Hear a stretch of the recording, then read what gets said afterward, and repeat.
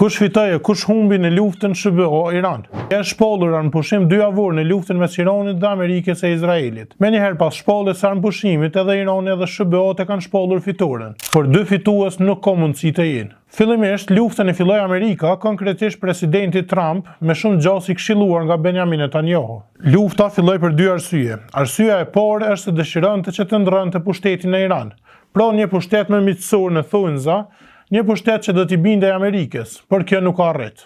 Arsyeja numër 2 ishte që Irani ta dorëzonte uraniumin e pasuruar me të cilin prodhohen armët bërthamore. As kjo nuk ka arrit. Pra, asnjëra nga qëllimet nuk ka arrit, as e para as e dyta. S'mundesh me fitu luftën pa arrit qëllimet për të cilat e ke fillu atë. Në anën tjetër, Amerika humbi shumë. Humbi financiarisht, gjithashtu humbi edhe në reputacion.